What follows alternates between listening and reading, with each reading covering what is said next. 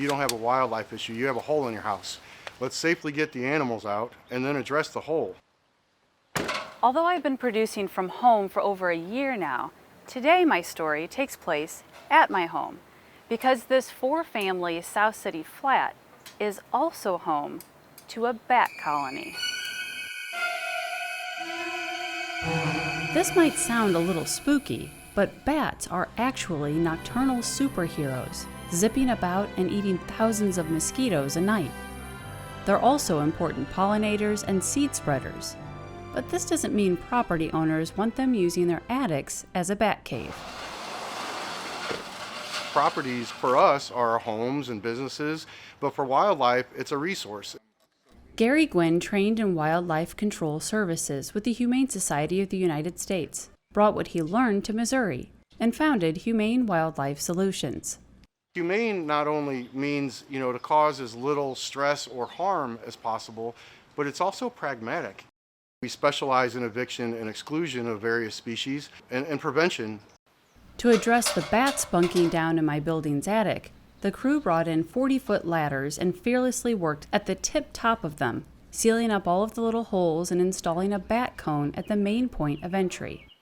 It's basically a little fun slide for the bats to exit the structure. They are droop and swoop flyers, so they use gravity to build inertia to fly up. Because everything else is closed up and the cone is at such an angle that they have a hard time manipulating it, they're unable to re-enter. And it would be important to realize what time of year it is to use that, because the babies and the young may not be able to climb yet, or even fly for that matter. Many species of bat are not only protected, but on average have just one pup a year. So it's important to make sure that young aren't stuck inside without mom, or exit without the ability to fly. Once they're out, we remove the cone and then we reinstall, some sort of material to prevent them from re-entering. Whether it's the simple, safe cone solution for bat eviction or placement of reunification boxes to return young to their mothers, Garry and his crew go into each situation with the animal's best interest in mind. Although there is one factor that is consistently unpredictable. We get asked all the time, what is the strangest animal that we deal with? And I will frankly say humans. I think part of our job is to talk people back a few steps from panic, because when they call us, they're in crisis. Encouraging clients to understand the animal's motivation for moving in can help calm the initial feelings of repulsion or fear. They're not there to wreak havoc on a building or frighten people. Usually it's a mother trying to find a nursery opportunity for her young. Some situations can even be remedied by the property owner by doing a little research and making small changes. One of my favorite resources is wildneighbors.org, and on that website there's a bunch of information about how to address wildlife issues in not only a humane manner but an effective one. I think that it's important that we realize that these are solvable issues that do not require traps or poisons or, for that matter, even relocation. And speaking of relocation, what about the bats that took the one-way slide out of my building? What happens to them? Where do they go? Well, it's really up to the bat. We can do our best to try to attract them to bat boxes or other portions of the habitat. Even after being evicted from a structure, most wildlife will stay in that area. So even if they aren't your housemate anymore, they'll most certainly be your neighbor. Bat boxes provide an alternate housing option, but Garry says that placement is key to their taking advantage of it. A bat box is generally more successful if it has a heat in the morning to warm them up and then a little bit of coolness during the day.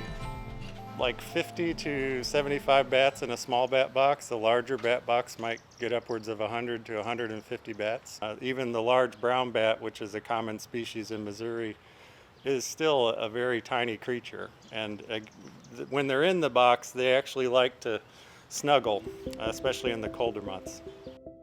And if the adorable fact that bats like a good snuggle isn't enough to dispel some of the bad press they've gotten over the centuries, how about their relentless appetite for mosquitoes? One of the myths about bats would be that they want to fly in your hair. that they want to attack you. Most folks don't realize that as you breathe, you give off CO2. Mosquitoes are drawn to CO2. If a bat is diving at your head, it is not trying to attack you, it's trying to get lunch. They're like a little Michael Phelps. They aren't able to glide. They have to swim a breaststroke, and that takes a lot of energy. So they're just voracious insectivores, protecting us from mosquitoes who transfer more diseases to humans than mammals do. They are not the monsters that we are maybe seeing them as. One of my favorite resources for bat questions of any kind is batcon.org, Bat Conservation International. Trying to understand why they are important to your environment is part of coping with this. Living in the city, it can be hard to remember that we are in a delicate ecosystem and that we all, humans and wildlife, have an important part to play.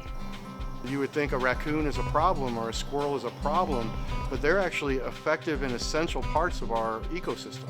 Rodent control, naturally harvesting nuts. A disconnect between humans and the natural world has led to quick fixes like toxic sprays or traps that aren't just deadly to the perceived pests, but can also have a negative effect on all of us in the long run. We have these systems already built in place naturally that we have coexisted with for millennia.